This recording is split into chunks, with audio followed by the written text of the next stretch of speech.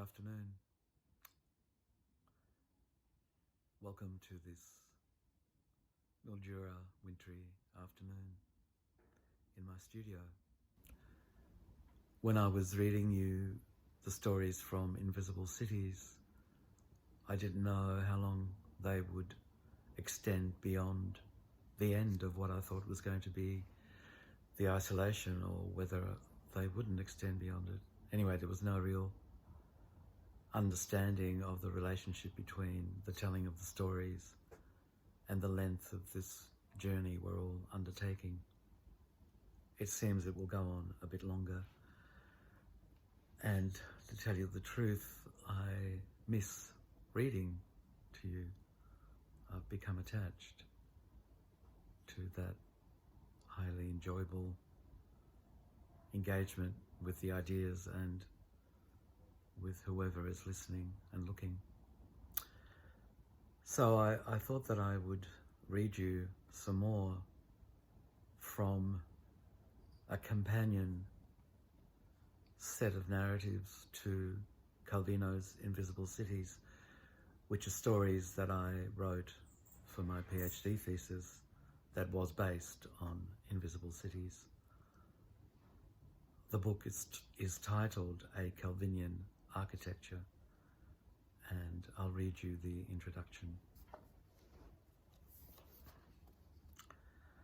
A Calvinian Architecture is the name of the site-specific performance project I undertook in Melbourne from the beginning of 1998 until the end of 2001.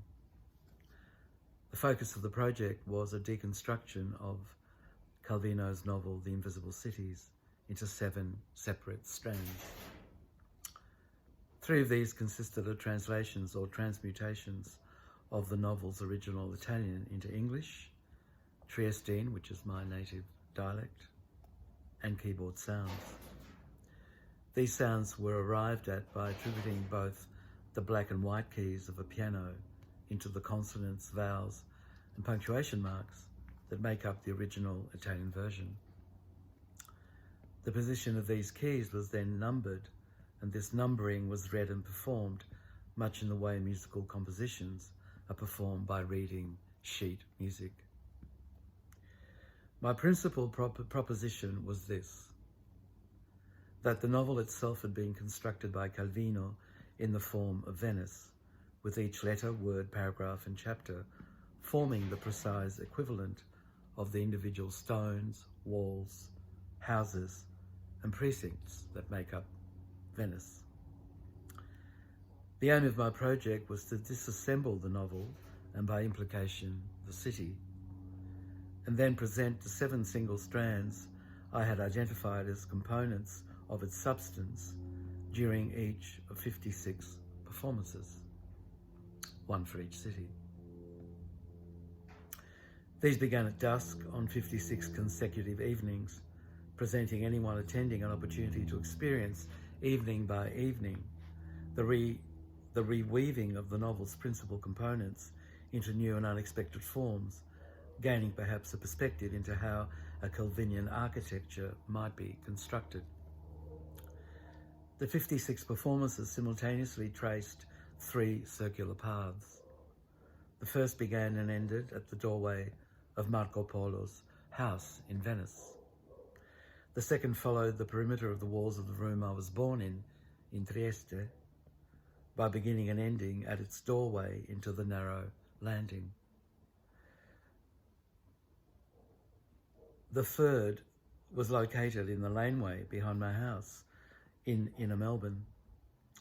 This path began at the house's doorway to the lane, and by moving forward 7 steps each evening, it journeyed around the entire length of the laneway, reaching my doorway again 56 days later.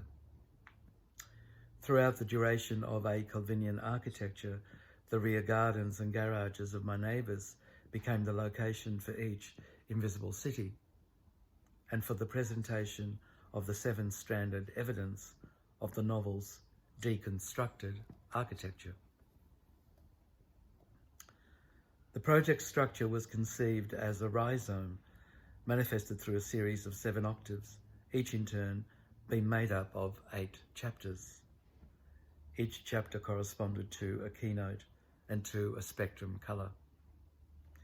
By moving the numbered notes along the keyboard for the presentation of each octave, its particular voice was rendered distinct. Together, these 7 octave voices, I proposed, manifested both the architecture Calvino used to construct the novel, as well as the sound of Venice itself. 2 of these 7 strands each consisted of 56 stories I'd written during the course of each day prior to that evening's performance. The stories were written directly onto a computer and were not edited. The spaces between words were manifested through the complex dynamic that drives the relationship between images and memory. They reflect the breathing rhythm that defined each story's narrative and the rhythm of its telling. This current publication, which is the book I'm reading you from, is also presented in the form of 7 octaves, each being made up of 8 chapters.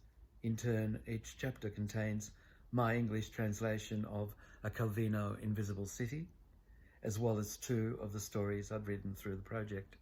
And then section 2 of each chapter usually describes a journey I've made, and section 3 describes a house located somewhere in the world that I've either wanted to live in or to buy. My stories don't seek a correspondence or even an empathy with Calvino's descriptions of cities, except perhaps in the similar degree of comfort we both seem to find in examining the essential insubstantiality of a city. This insubstantiality might simply be defining the nature of a dream space, which paradoxically carries with it all of its inevitable, if unquantifiable, substantiality. In the end, what the stories might perhaps be referring to is the space between things, between thoughts, and between the seemingly identifiable self and the multitude of our many mysterious other selves. After all, is not the space between component parts that defines the dynamic driving both each single relationship and the whole?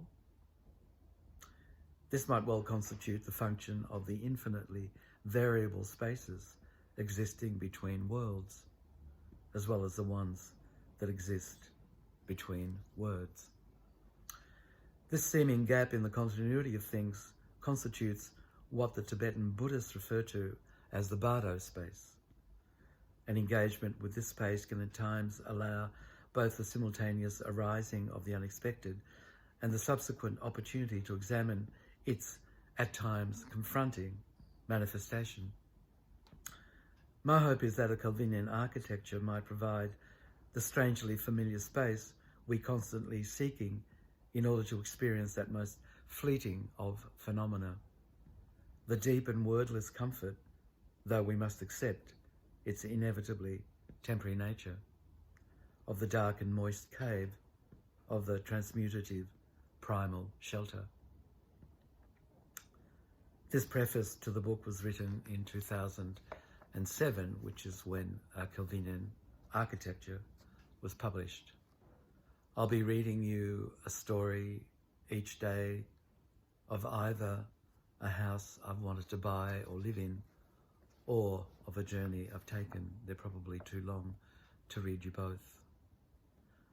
I hope that in this way I can find a correlation with my previous readings of Calvino's Invisible Cities, and that perhaps you can find some further depth to both Calvino's text and to my own offerings.